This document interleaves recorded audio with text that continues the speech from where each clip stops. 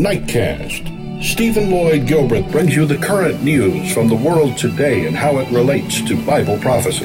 Understanding the end-time events leading to the peaceful world tomorrow.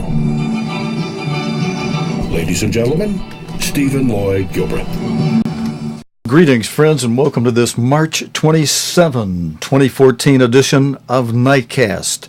Tonight in the news, friends, we'll open up with President Obama, who has met today with Pope Francis for the first time on the third leg of the U.S. President's European tour.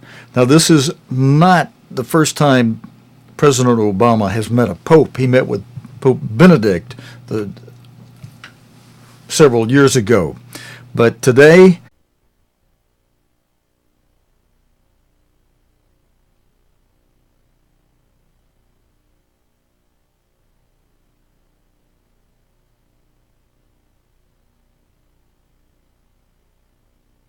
United States.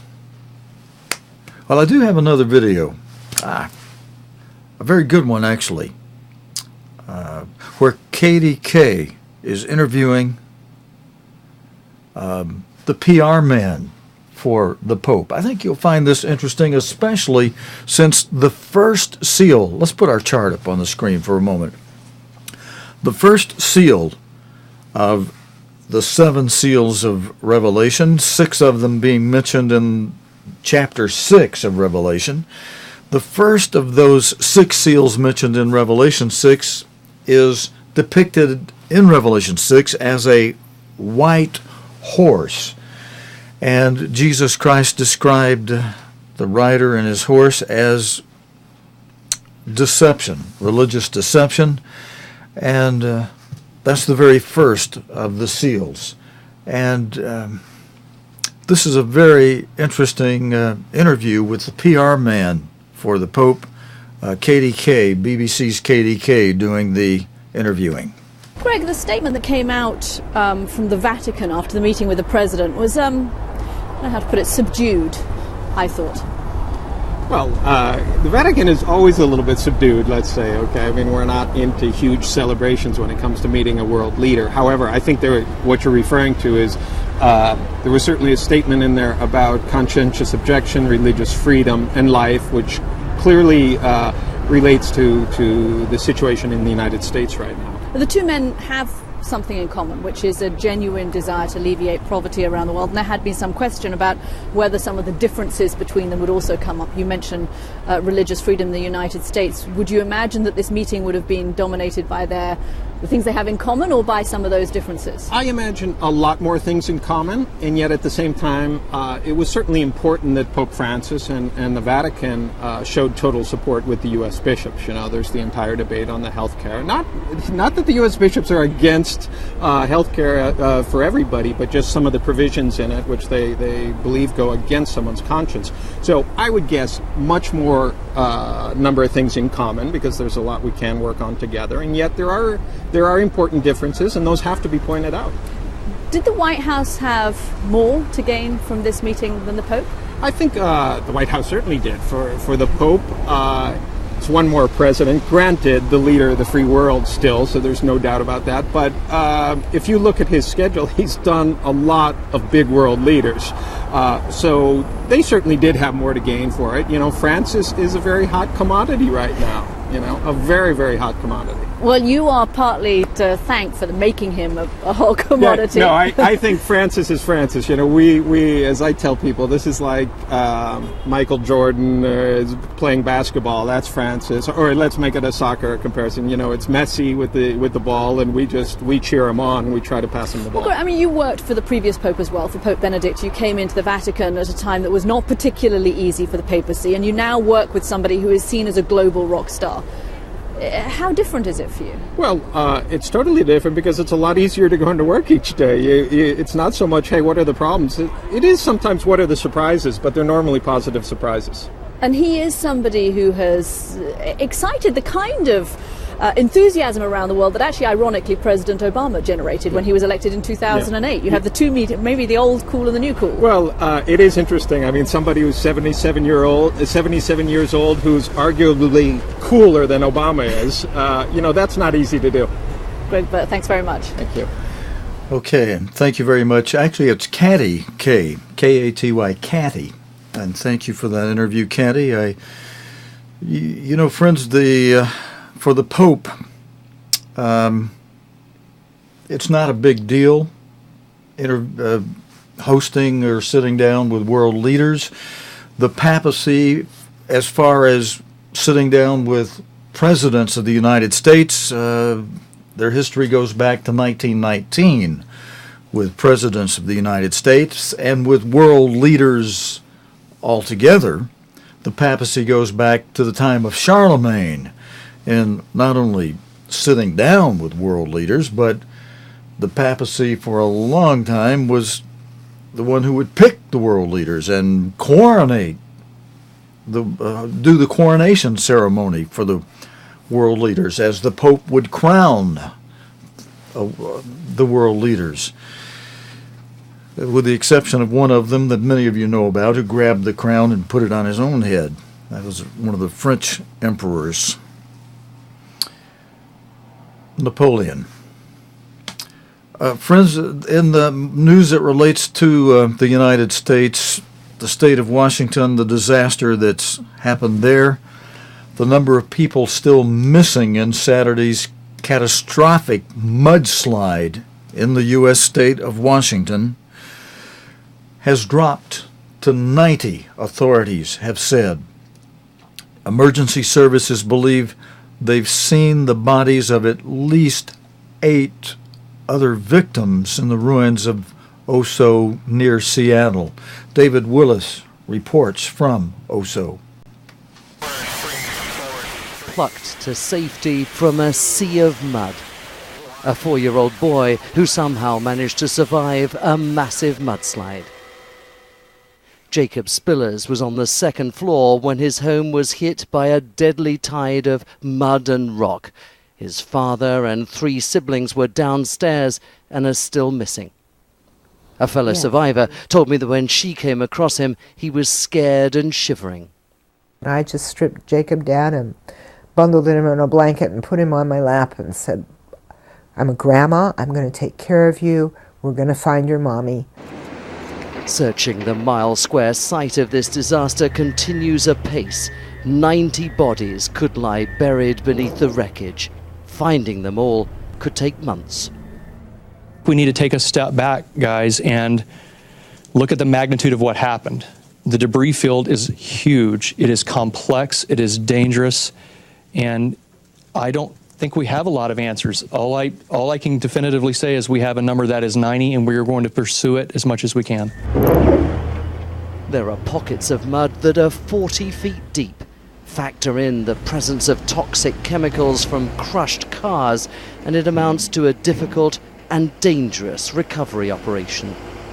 The rescuers' biggest problem now, the weather. It's been raining constantly these last few days, and that's not only hampered the recovery operation, it's also raised the possibility of further mudslides here.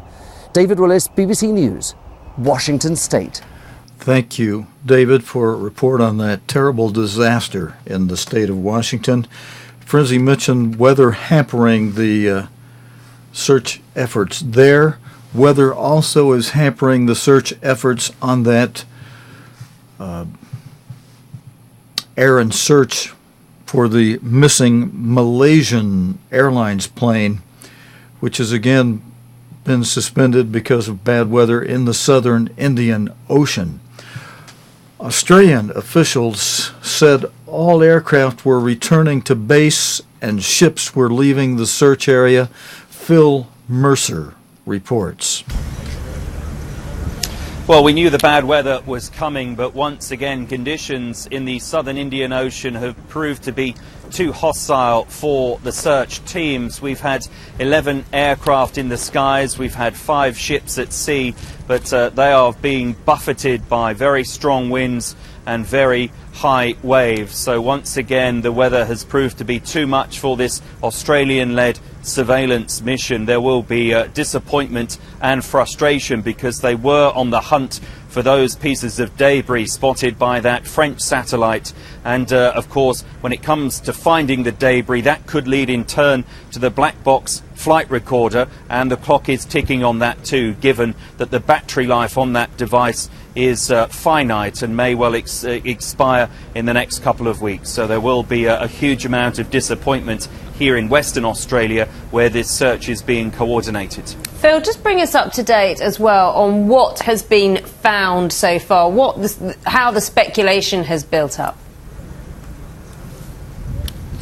Well, in terms of debris, absolutely nothing has been found, and really we can divide this search into four very separate and important areas. Satellites in space are giving us the best clues so far as to where possible debris may well be, given that the information provided by those satellites is often a few days old. And we've also got planes in the sky, ships at sea, and an underwater robotic vehicle soon to be deployed from the United States. So in space, in the air, on the sea and under the water. But so far, no pieces of debris have physically been found, and that would give us the hard evidence this investigation has been crying out for in terms of trying to establish the fate of flight MH370. So at the moment we have very bad weather in the search area, 2,500 kilometres southwest of Perth, and we don't know when that search will resume, given that the bad weather tends to stay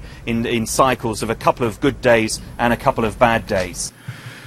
And friends, beside the objects that the French satellite spotted, a day later, 300 objects, approximately 300 objects, were spotted in that same area of the southern Indian Ocean, being searched for the missing Malaysian Airlines flight MH370, was spotted by a Thai satellite. I believe we have some more video. The image showing the 300 objects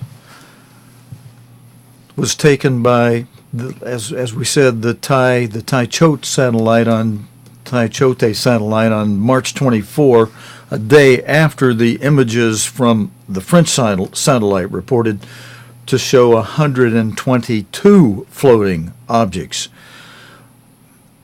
Anand Snigvangs from Geoinformatics and Space Technology Development Agency, the satellite company that spotted the objects, told the BBC they had not been identified and their presence in the area was unexplained. We took this image on the 24th of March at 03 a.m. GMT, Greenwich Mean Time. So, and it was taken as a part of as a cooperation that we have with Malaysian government and also the UN Charter on disaster relief. And yeah, so the location that we took is that we spot these objects were about 200 kilometers southwest of the area reported by a French satellite earlier. Now, can I understand these pictures? Is it unusual to see this many objects in this area when your satellite has passed over it before? That's right, because this area is very much in the open ocean, and there's no other natural reasons that why do they have a lot of objects. We have confirmed that these are real objects, but not the silhouettes or not the clouds. So but we cannot identify what they are because the resolution of the satellite that we have is not high enough. But at least it could detect that they are at least in one scene. In one scene of about 420 square kilometers, there are at least 200-300 objects floating in that area. And friends, also in today's news related to this missing MH370 airline flight, attorneys are in the news today. You know, friends, it reminds me of a joke. What would you have if you found 300 attorneys, 300 lawyers at the bottom of the South Indian Ocean? What would you have? Well, the answer to that joke is a good start. And I used to work for an attorney. He loved those attorneys' jokes. Actually, I'm saying that tongue-in-cheek. He didn't really like those jokes, but U.S. lawyers are in the news today. They've filed preliminary papers for lawsuits against both the airline and the plane maker Boeing following the disappearance of Malaysian Airlines flight MH370. The law firm of Ribic has said it expects to represent half of the families of missing passengers. Flight MH370 disappeared on March 8 with 239 people on board. It had been en route from Kuala Lumpur to Beijing when it disappeared from air traffic controllers' screens over the South China Sea. Andrew Charlton of the Consultants Aviation Advocacy explains what compensation the relatives can expect to receive. The legal implications are clear in that this is unfortunately a well understood and well rehearsed area for the law. Malaysia is a signatory to the 1999 Montreal Convention, which sets out that in the event of an accident of this sort, tragic accident such as this, the families of the victims are entitled to full compensatory damage, which is the language, which means physical damage without needing to prove fault or any other claim like that. Unfortunately, full compensatory damage is only physical damages. It's not pain and suffering. It's not consequential damages. So if people want to extend the compensation that they receive, then they need to move into what actually caused the accident and to start to find a plaintiff that they can sue other than the airline. The Montreal Convention also very strictly limits where you can sue, under which court systems you can sue. So if you're looking to maximise your compensation, you're going to have to find a basis to sue in a court that will allow pain and suffering, perhaps punitive damages. The obvious court system for that, of course, is the United States, which brings Boeing into the picture. But to do that, you also need to prove fault. And at the moment, we simply do not know what happened to this aeroplane. And so it seems extremely early to try to argue that there was a mechanical issue or a design issue. A good conclusion to that story, a little premature for lawsuit. Friends, one more story related to the missing MH370 plane. The BBC's Richard Westcott went to see the sonar equipment that is likely to be used in the search. However, I don't think we have the video for that. Maybe we can get that for you tomorrow. But the Airbus, more news about aircraft and so on. The French firm Airbus is to supply 70 jets to China worth more than $10 billion. On the occasion of the Chinese president's visit to France, a bonanza for Airbus. First of all, a deal to sell 70 A320 and A330 passenger jets to help fill the burgeoning Chinese demand for air travel. The $10 billion sale had been blocked because of Chinese objections to EU proposals to impose carbon tax on foreign airlines, but those plans have been suspended. There's more, though, for Airbus. It's also signed an agreement to extend for 10 years the life of its joint venture manufacturing A320s in China, and there are plans to build parts of the long-haul A330 there too. And another big contract on helicopters. Airbus has agreed to build 1,000 of its EC-175 range in another joint venture with the Chinese.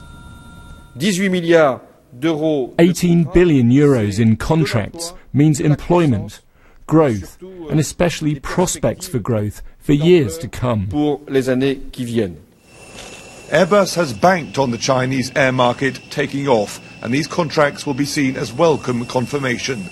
The European company now says it supplies 50% of China's civil aviation needs. Hugh Schofield, BBC News, Paris. And, excuse me, and friends, more news related to aircraft. Abu Dhabi-based Airways could be poised to take control of European budget carrier Air Berlin, in which it already has a major stake. Air Berlin was due to publish results this morning, but has postponed the announcement pending talks on strengthening its finances.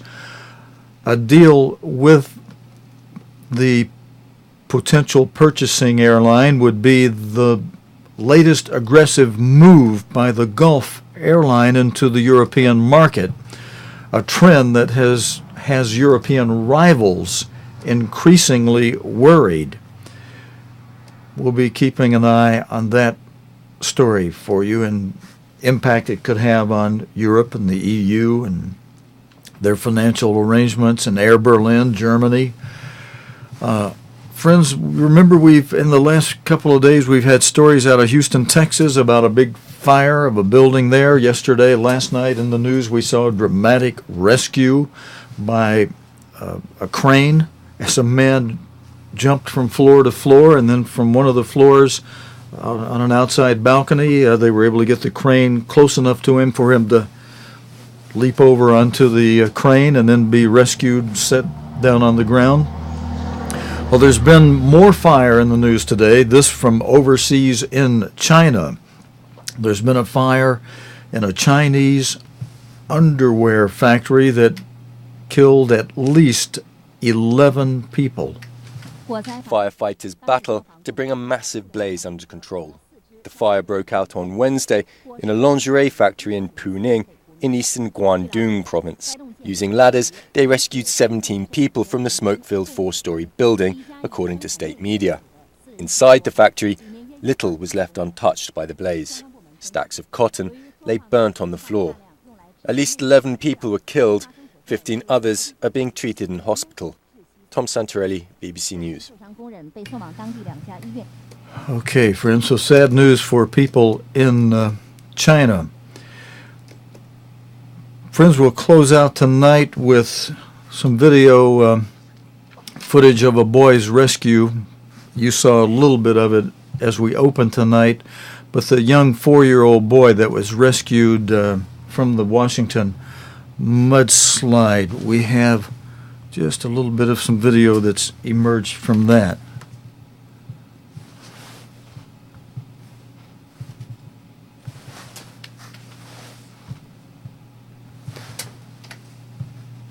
Well, I thought we had some video on that. I'm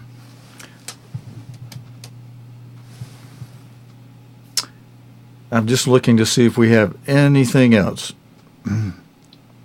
Nope, that's it for tonight, friends, for our Thursday night report. We'll be back, God willing, and the creek don't rise Sunday evening with our next nightcast report. For those of you who catch us on the weekend, we will be on our other channel. If you're looking at our home page, or if you're watching from the live stream video web host page, there's a button up there where you can switch to our other channel. And for those of you that regularly tune in there, I don't want to push it unless you know about it already. But otherwise, for those of you who tune in to the Sunday through Thursday night nightcast program, we plan to be back Sunday night. Again, I always like to say, God willing, and the creek don't rise, because one thing in doing this program, friends, from the day I first began to help Robert Collins, the minister who was the first host of this program, we both together prayed and fasted and asked God to close the door if he were not in the building and the putting together and the doing of this program. And otherwise, if he were to build it, open the door and build it, and lest we be a weary builder. And little by little, he has been building it. We constantly have 1 or 2 new viewers every other week or so, and that's building.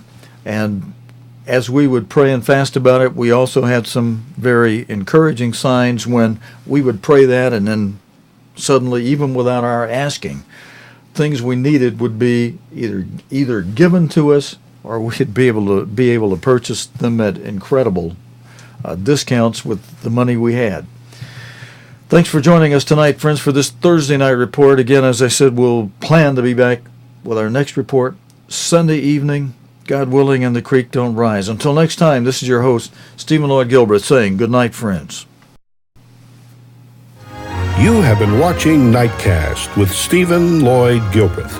Nightcast can be seen Sunday through Thursday nights here on COGTV.org. Tonight's program is also available anytime on demand in the COGTV.org video archive.